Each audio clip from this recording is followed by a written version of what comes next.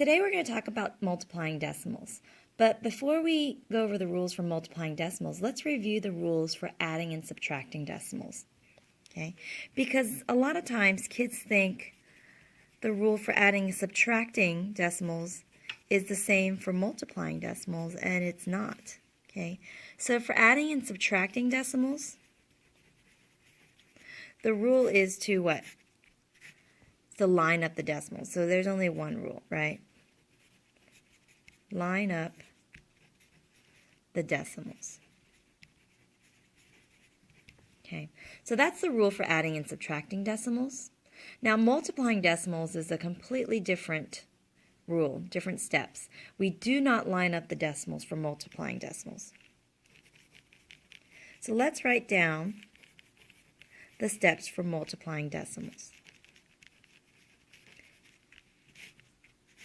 And the steps might not make sense at first, but I'll do a couple of examples for you and then it'll be a lot clearer. So step one for multiplying decimals is you pretend the decimal is not even there. So pretend the decimal points are not there in your number.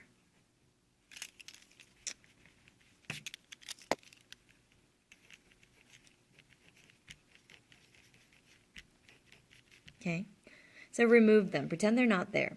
The second step is to multiply the whole numbers. Because once you remove the decimal points, they're whole numbers now, right? So multiply the whole numbers. That is the second step. Okay. After you multiply the whole numbers, you'll get an answer. So then the third step is go back to your original equation, okay? Your original problem, and count and see how many digits are behind the decimal. So count how many digits are behind the decimal in your original problem.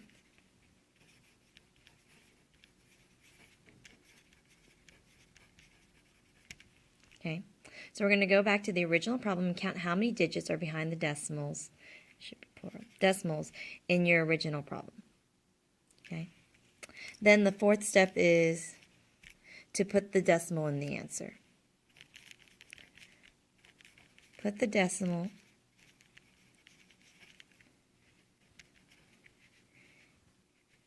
in your answer. Okay. All right. So let's do an example. Because you might be wondering why we have to count how many digits are behind the decimal, and then where would we put the decimal in the answer? So let's do an example here. So our first example is going to be 15 and 3/10 times 1 and, oops, sorry, not 1 and 200, just 200s. Okay, so it's 15 and 3/10 times 200s.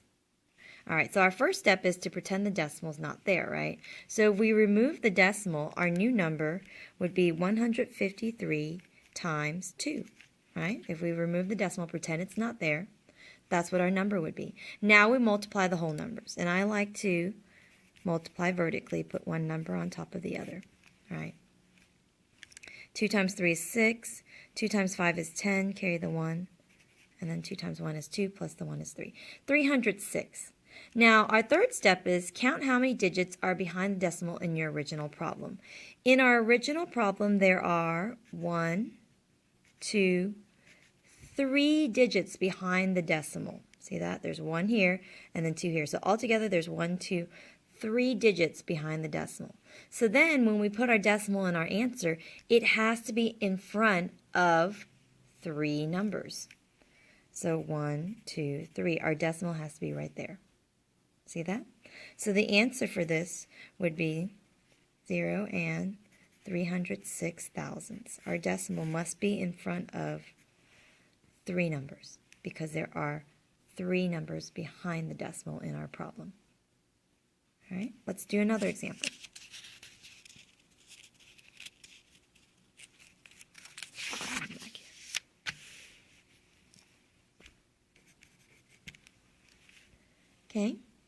In our second example, let's do 8 25 times 1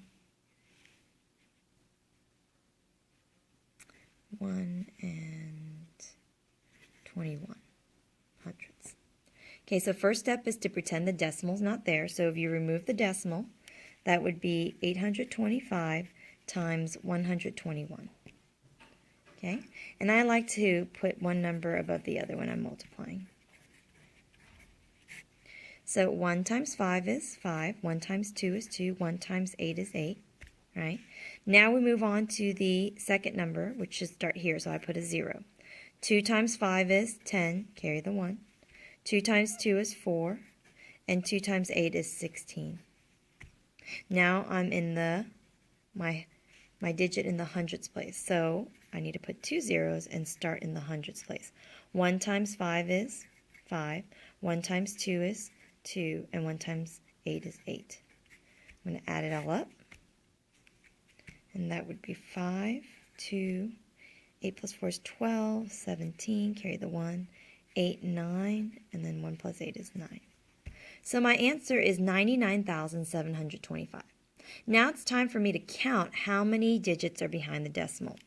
There are 1, 2, 3, 4 digits behind the decimal, which means in my answer, my decimal needs to be in front of 1, 2, 3, 4. And so my decimal goes right there. So the answer to this problem would be 9 and 9,725 10,000ths. Sorry, the box is a little crooked there. So that would be my answer. Okay? And that's how we multiply decimals. Pretend the decimal's not there, multiply the whole numbers, then count and see how many digits are behind your decimal, and then that's how many numbers your decimal's in front of.